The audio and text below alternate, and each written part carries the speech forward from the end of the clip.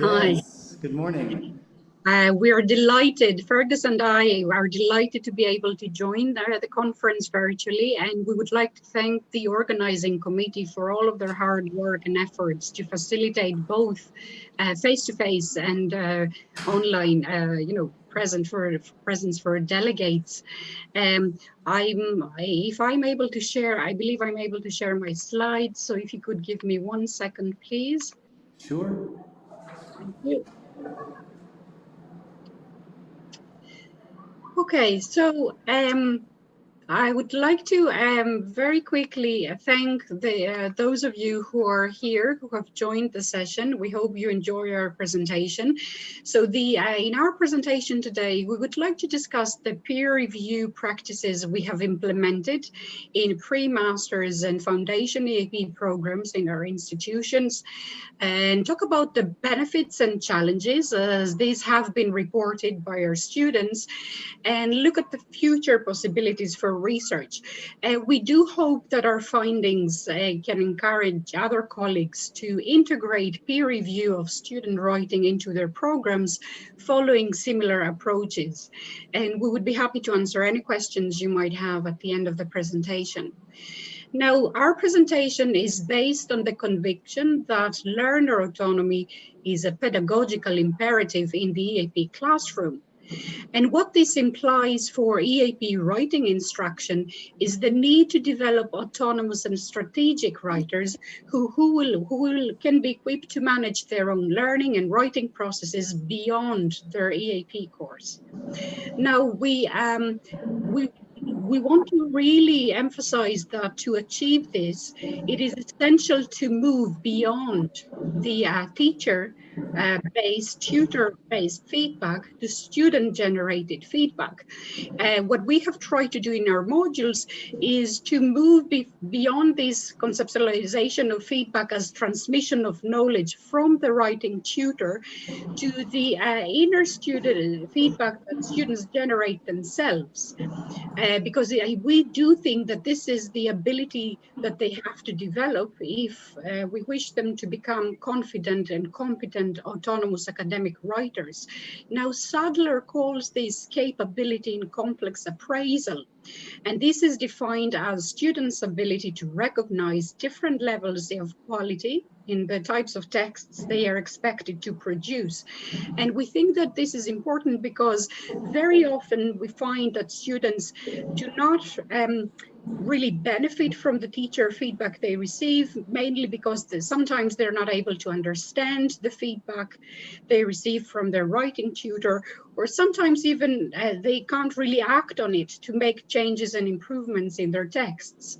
But even if they do, even when they are able to do that, they might not understand why it was necessary to make the changes that the teacher has asked them to make in the first place. So we do think that to promote autonomous, sustainable learning, we need to help students develop the ability to self-regulate and critically evaluate their own learning. And this is what we've tried to do in our own contexts. So I would like to first of all talk about my contexts. I tried to integrate peer review into an module for pre-master students in UCD. And I had 69 Chinese students who represented mixed academic disciplines. As part of the continuous assessment strategies for this module, students had to submit an ePortfolio of academic writing, which mainly included two components: a midterm annotated bibliography and a final research project. But instead of simply asking students to submit these two assignments, they are actually required to submit all of the written artifacts. So they had to provide a rationale for the research topic, list their research questions, and when they produced the first draft, they were invited to exchange peer feedback against criteria, of course, then make changes and submit a revised version to their writing tutor, receive formative feedback, and then finally make the necessary changes and improvements acting on tutor feedback before they submitted the final version that was assessed. And they had to do something similar with the research project. So for the research project, they had to provide the outline, the draft outline, again, receive feedback, and then engage in a systematic peer review process in which their colleagues, the two peer reviewers from the writing groups, gave feedback on every single section of the project. And they had to submit a revised version of their draft to their teacher, together with a self-editing history showing evidence of the changes and improvements that were made in response to peer feedback.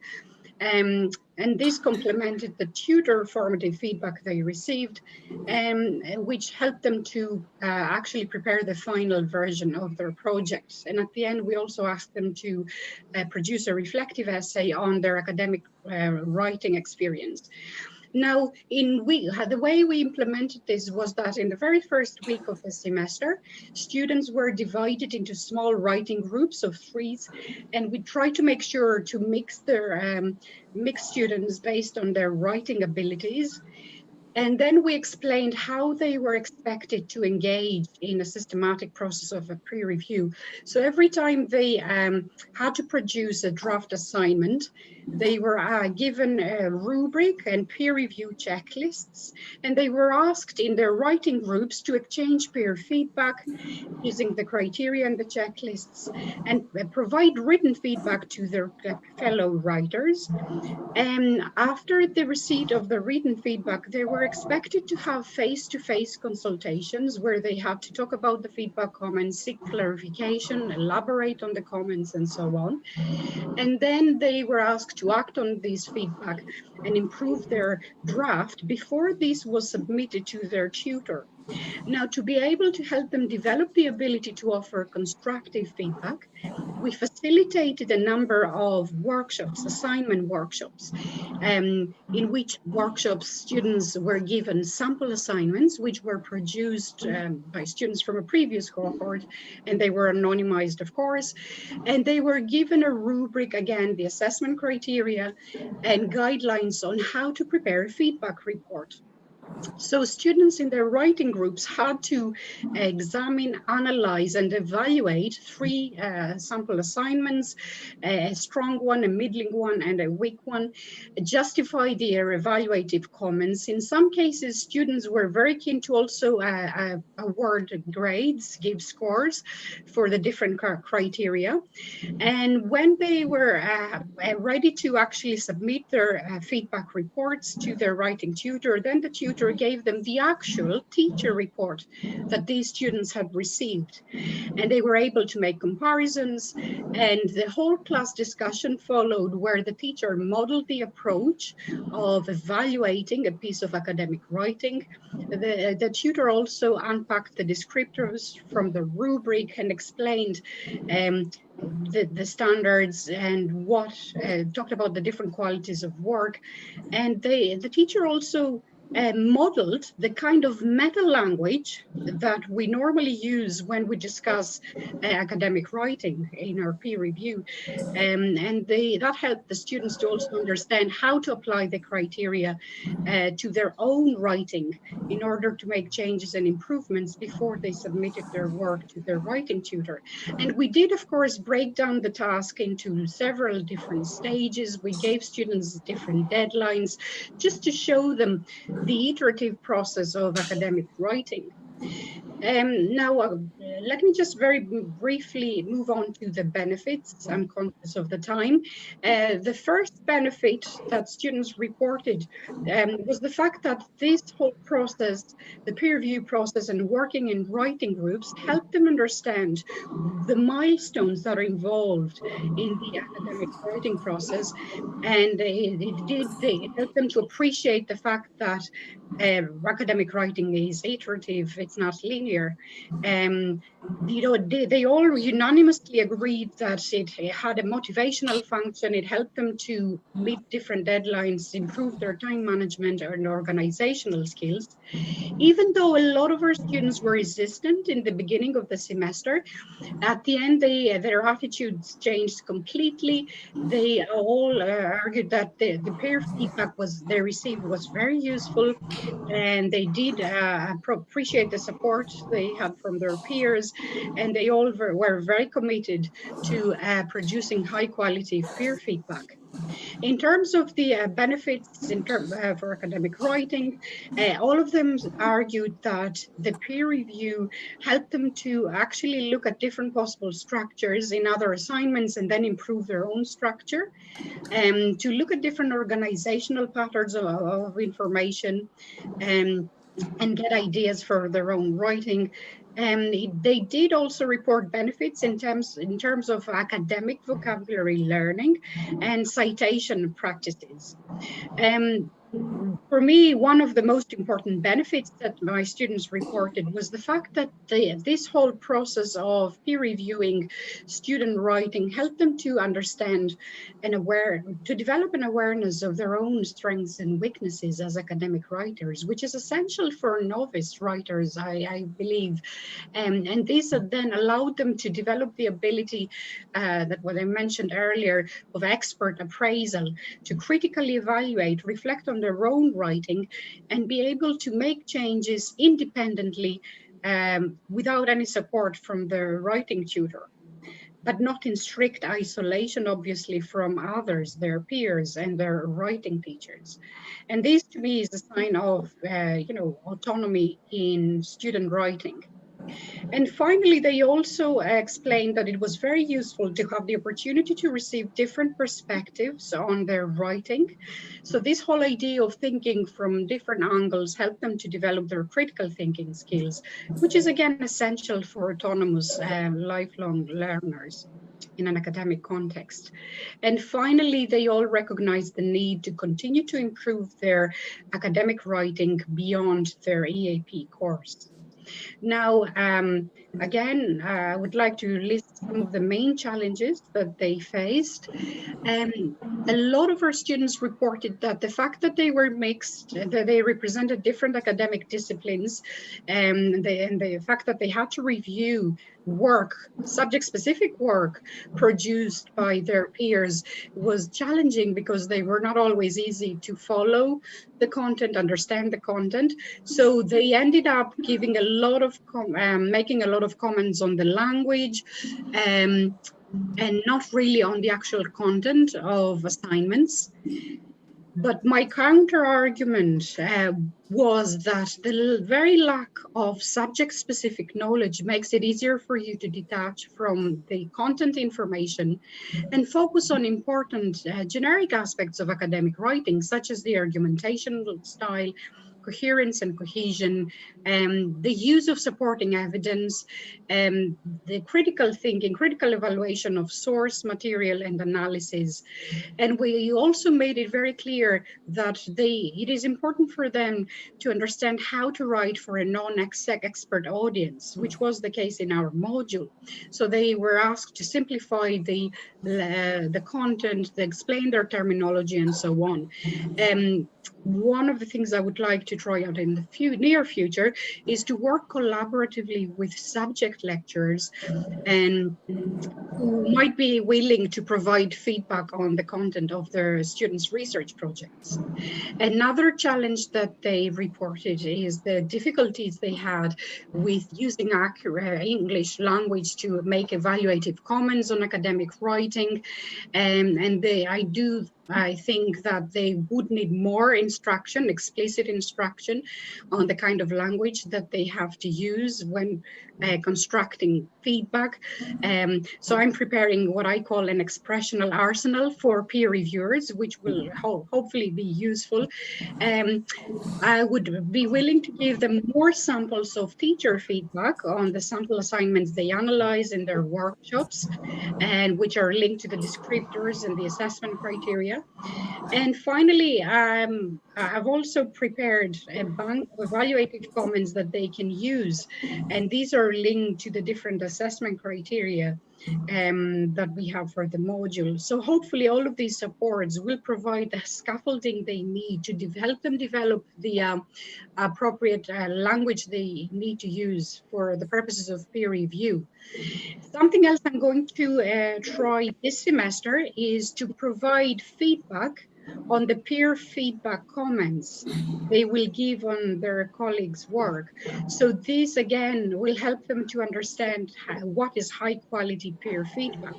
So I'm very curious to see if this makes a difference.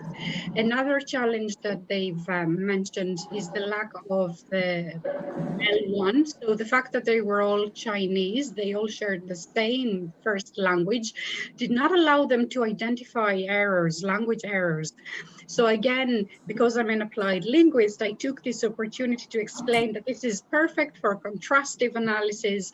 You can identify common patterns of errors and keep them in your error log, and so as to avoid repeating the same errors in the future. And then something else I am considering for the near future is the integration of corpus and consultation into our writing module. We have some excellent examples from research, and I've already prepared material for corpus-based workshops on academic writing. But that's a topic of a different presentation. I don't have any time to expand on that at this point. And another challenge is obviously the fact that the peer review process can be very time consuming. They all have Yunnan complained about the fact that they had to spend a lot of time looking at their classmates' drafts and then looking at their own drafts.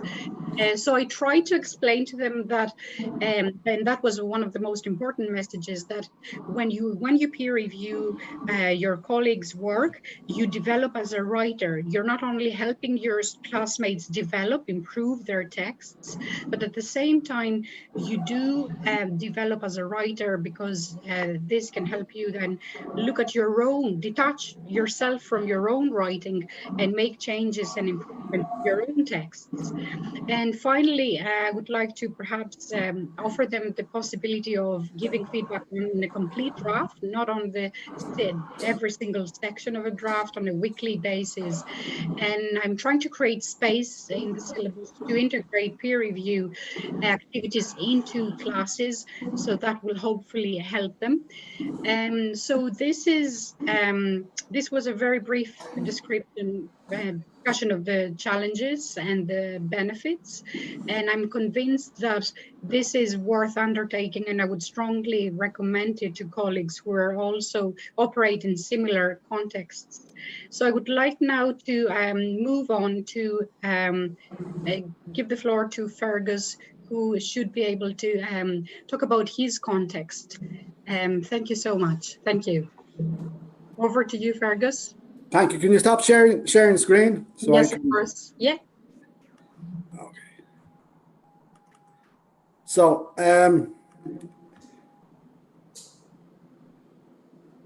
just to give you a bit of background where we're coming from, I implemented peer review practices in this program from September last year to May of this year. Basically, this program is non-EU students who do a foundation program. They do EAP, maths, and biology, science, and things like that. And then, all going well, they go into regular undergraduate in Trinity College, Dublin. I've implemented peer review practice in Japan, Germany, and also I was working on the pre-sessional in UCD. So I would have directly before I started implementing peer review practices. So a lot of the what we're doing here is I took the structure very much from how Stergiani operates it, so it's very similar. In semester one, I implemented for an essay, and that was their first time really ever doing it. And then I proposed the second iteration beginning in January. I asked them, well, do you want to do peer review? And this is most definitely yes. It helped us a lot. So you can see the steps here. And there's about 75 learners in the program last year, and I've taught 2 EAP classes. And in this context, what is noticed that after their peer review of drafts, they're reviewed by me, and then they give a chance to improve it, and then they're reviewed by content teachers, because all of these students would have taken biology or physics, so the biology or physics teacher reviewed it. So there's a bit of collaboration there. So I'm just going to present basic data of what the students taught and what they found very useful. And you can see the weighted average. Similar to results from Stergiani, most definitely, and it helps them identify problems in their own writing and looking at the content and the structure, improving their academic writing skills. Some less so, maybe they didn't really feel so happy so much, maybe with the critical thinking skills, but I would probably argue against that. So we implemented the data collection similar in a way to Stergiani, but also I implemented qualitative interviews, 10 to 15 minutes with each writer. And then I kind of exploded upon that just to see how they're doing, what they felt about the program and what went well and why. And as anybody who's done any sort of peer review, it's really very useful to see just the different perspectives. And they felt that it helps them to go forward for their next writing and to get different perspectives. And a lot of them said, when I go into undergraduate, which they should be doing this month, I'm definitely going to, even if it's not implemented, I'm going to seek it out to get different perspectives. So you can see a bit of autonomy developing there. A lot of the students, what they're really happy with, reading other examples, not only just seeing similar people are writing in similar topics and see how they structured it. Because when you're writing it, it's very hard to think, is this the correct structure? But then they can be a little bit of they can borrow from here and there and see different structures and then improve their structure as a based upon that. I'm not going to read everything here, but I think overall, like the essay classes were conducted in a process writing approach, and you control the process and bring writers through the process, but if you involve them in the process deeply, I think it really does help in a great way, and they felt that. What maybe I would see the purpose of this presentation is to see 2 contrasting. Maybe my context is smaller and we've more contact with the learners, so you can see what we can borrow from each other, and then maybe as a whole for people who want to take on these in their own context, what they can implement themselves.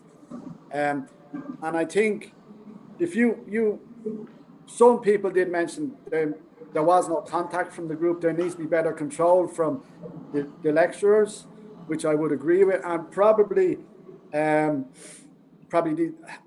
probably need a better standard of judgment and format. They were given that, but I think the more structured process which Stergiani outlined of showing exactly feedback, good process, and she talked about the expressionist arsenal, so the battery of things they can use. I think that will be very useful and something that we're going to, if given a chance, we're going to implement these better. And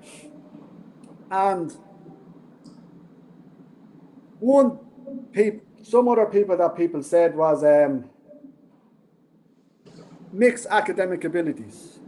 And what we tried to do in the second semester, there were groups of 15, and I could see there was kind of 5 learners who had this under control, 5 who were struggling, and 5 in the middle. And I broke up each group of 3 into 1 strong, 1 in the middle, 1 struggling. So they kind of bounced off each other. I think that's very important. And I think in my context, they had the advantage that they were all similar fields. So it helps that. And I often grouped similar essays together where possible, so that they could actually develop their essays together. We had differing views of how this should be implemented. Like there's two different stages. They have a peer review of their first draft, and then that goes on to the proofreading. I split them into two different groups, one for the proofreading and then completely different new groups for the proofreading, peer review and proofreading. So some people weren't happy with that. Some people, I'd want to get consistent people who read the essay and then get a proofreading. Where other people said, listen, I want to get to as many people as possible. So maybe going forward is rather than me deciding the process, they decide the process and who does what. So maybe that's that's pushing it on more. And Stergiani gave you lots of more things. But I think in this context, what was really, really helpful was getting review from EAP and also content.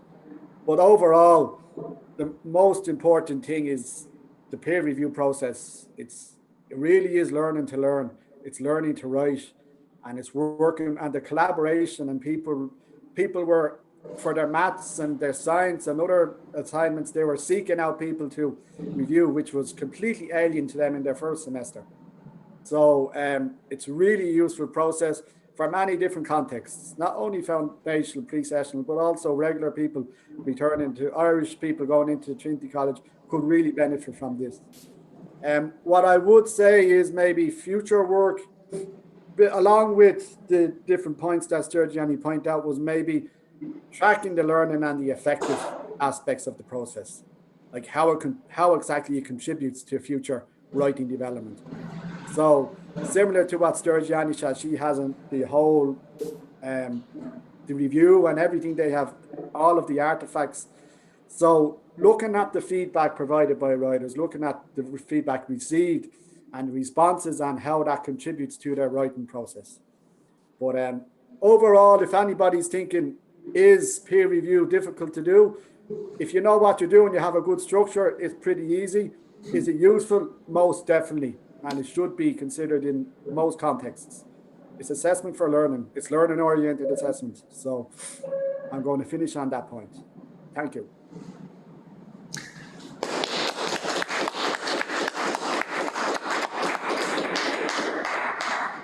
Thanks very much to both of you, and I'll open it up to questions. Yes, we already have somebody here. And remember, if you're in the audience here, can you please speak up so that...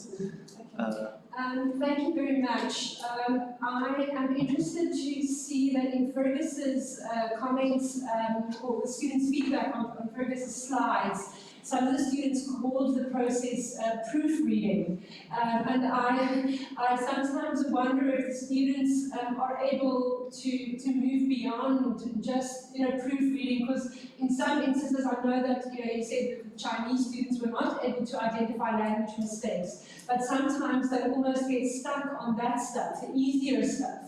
So did you find that they actually were able to comment on things like structure and the development of an argument, or did it stay rather superficial? What was your experience? Thank you.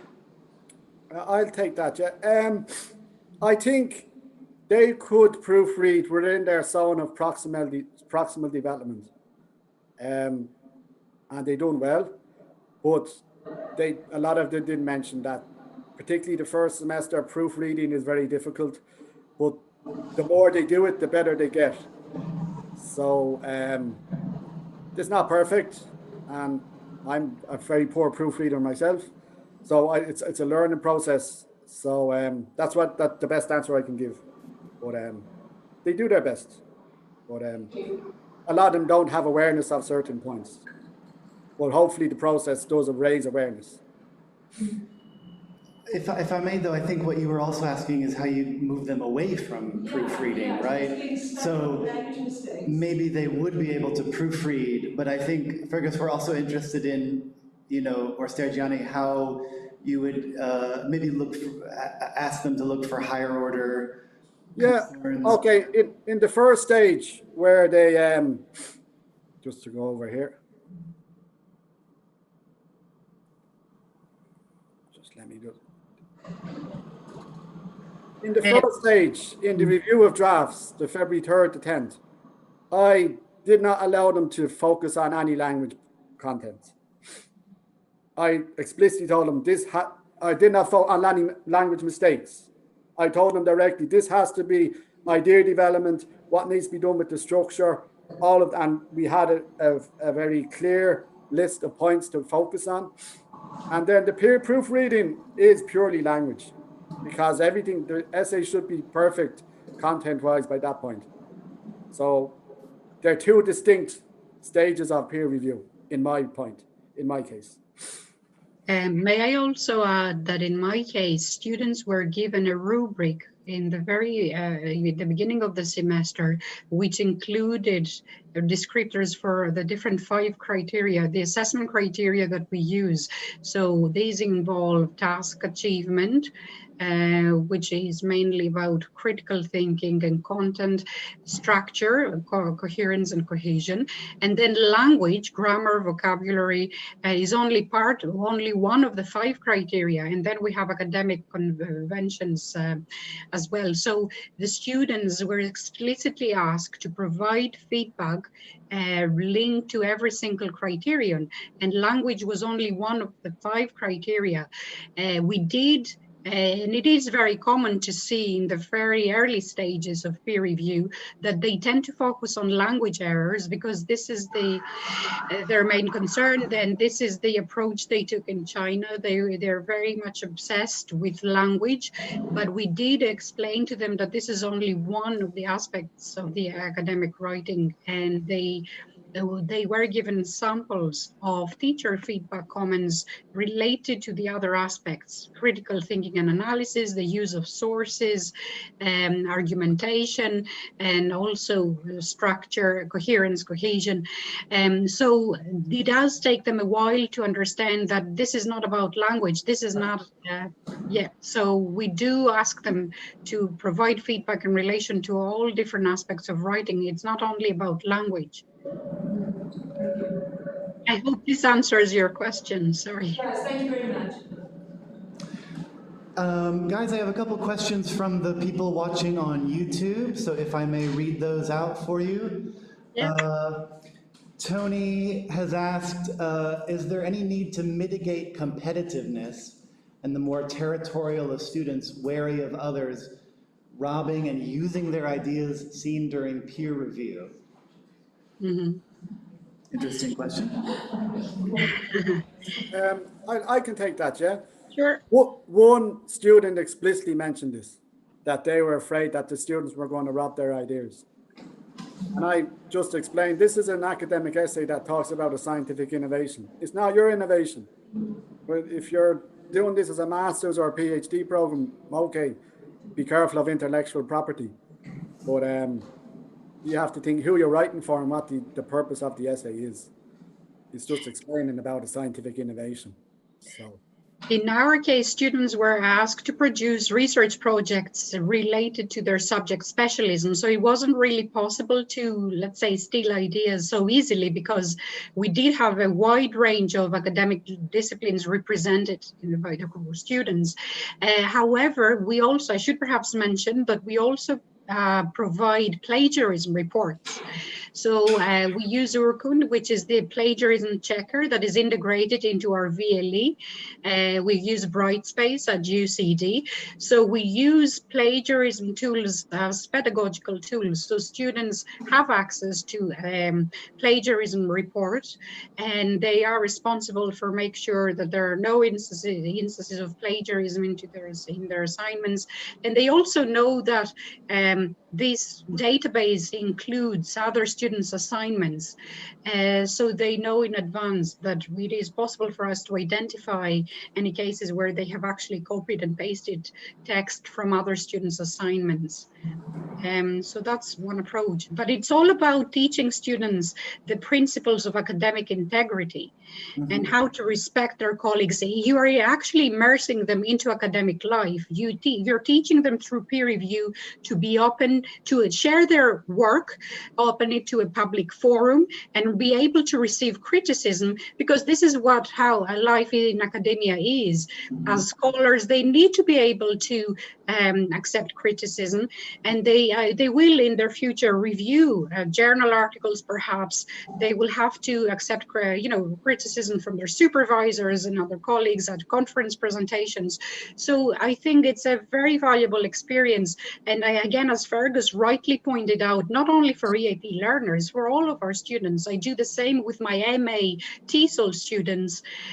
So peer review is very much integrated into our MA modules as well.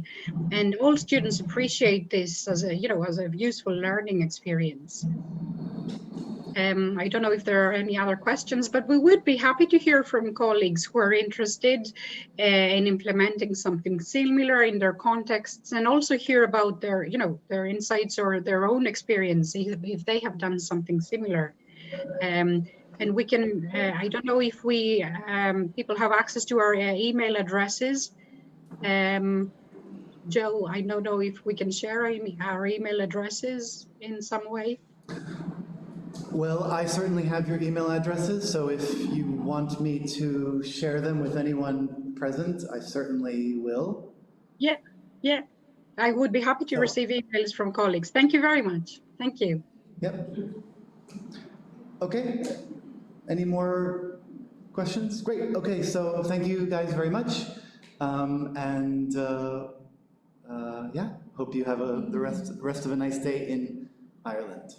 Thank you. I hope you enjoy the rest of the conference. Thank you. Thank you.